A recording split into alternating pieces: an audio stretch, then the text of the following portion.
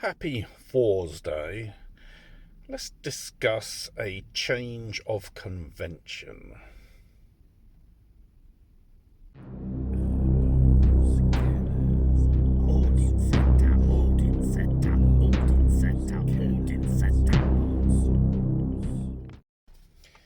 So, this week has been a tough week. I'm a little bit late in making my normal videos on account of a few various factors. In particular, it was not quite being sure what to say or what my experiences had been with the runes I was working with. What with AWAS and IWAS, and it's taken, I suppose, irregularities out of the normal cycle of my week to sort of go, well, what are the runes responsible in some way, or is it just my responsibility? Which is more than likely that it's my responsibility and carelessness, because I've been pretty good for quite a long time at not cutting myself while at work. And both Friday and Monday just gone were days where I did exactly those things. In particular, I mean, they're not going to look like much. I mean, there's that there, which was pulling up an old vinyl off of a concrete floor, which the vinyl was brittle because it was past its sell-by date, and always becomes a battle. And this normally happens one way or another, because what happens is you're having a jab underneath to prise up the vinyl.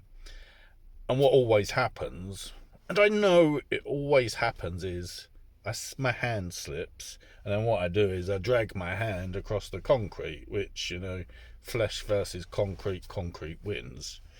Now,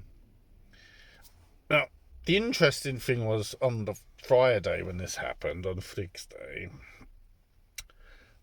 I'd kind of been waiting to cut myself because I wanted some blood to use on a talisman, if you like, that I've been working on. And interestingly, it was sort of, other than the customary sort of, oh damn, I've cut myself, or I've savaged myself, it was a case of calmly coming down to my van to put the blood to good use. But my, did it bleed. I mean, really, it still looks a little bit. It doesn't look so bad now. It was pretty savage, but there we go. That night I went out, had a good night out, did some axe throwing and blah blah blah. So Monday, go to work, and I'm doing this carpet job. And when I started floor laying, one of the things Malcolm told me, the guy who taught me, was it's almost like one of the first golden rules, especially when it comes to cutting yourself, because, working with sharp knives, blades and that, is don't get blood on the new carpet. And I don't think until Monday I'd ever done that, even when I'd cut myself. I mean, I'd sort of, on this hand in particular, I've got a scar there where I stabbed myself pretty badly as, I don't know, a precocious 17-year-old. Brand new blade, literally one of the last cuts of a Hall Stairs landing we were doing, and claret did flow, but I say it just didn't get any on the new carpet. Whereas this one, again, doesn't look much. I sliced it open on one of my tools in the most ridiculous of ways, And that, before I even had a chance to sort of look at it properly, I'd in fact already bled on the new carpet, which is just, I was, to some extent, I've been absolutely horrified by, because I've been floor laying for 30 years plus, and I've never got blood on a new carpet. And not only that, I mean, this was bad enough that I had to sort of stop working because it was coming out pretty sort of a good flow. And it caused me to stop work, and I sort of took a few minutes to sort of do what I could. And interestingly, I didn't need blood now. Well, I didn't think I needed blood. I mean, it's more a case of just you got the blood you had needed.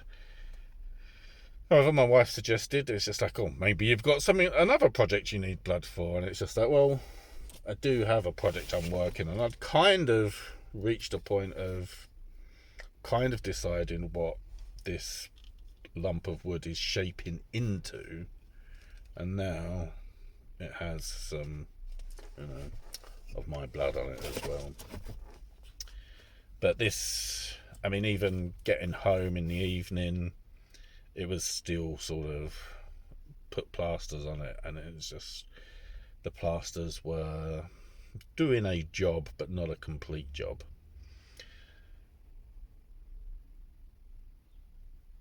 I mean, I didn't work Tuesday. Yesterday, this was pretty good yesterday. I mean, it's just sort of, it's got some signs that there's been some seepage, shall we say. But in particular, the job I had was not a clean job. And when you've got open cuts like this on your hand, you obviously need to be cautious about where you put your hands, because, health and that, and sort of getting infections, not a good thing.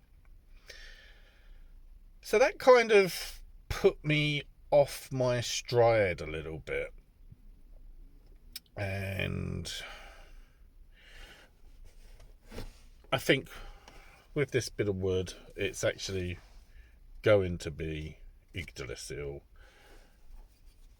And at some point, I'm going to be carving Odin hanging himself on Yggdrasil, offering himself to himself. So that's what that project is now. So it's taken me a little bit of time to find that focus, I think, which brings us back around to the runes I've been working with, and that Iowaz is meant to be a symbolic representation of Yggdrasil. So maybe there's a link there. I don't know. What I have decided is obviously choosing new runes yesterday, or disconnecting from those runes, that I will maintain the link, the connection, and I don't know, maybe prove to myself, as more than anything else, that the runes aren't necessarily responsible for my carelessness, because I always say you cut yourself under two circumstances: one, working tired, well, I haven't really been doing that, or two, rushing. Now, try not to do that, and I certainly wasn't doing that with either of these jobs. I mean, to be fair, Friday I was working to a time limit, but not in a way that was urgent.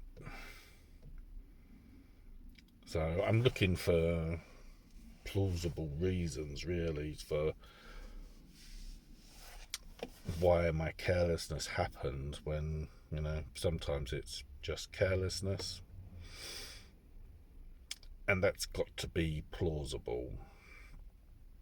Maybe it's the runes, and I've given something more so, rather than just my own projects, but given something in payment for insights given. I don't know. The journey continues, and such is the way of things. It wouldn't be worth unravelling if it wasn't a mystery now, would it? So we continue with these 2 runes for a second week, which is a change to convention for me. Be safe out there. Be good. I'll see you soon. Take care. Goodbye. What a plum.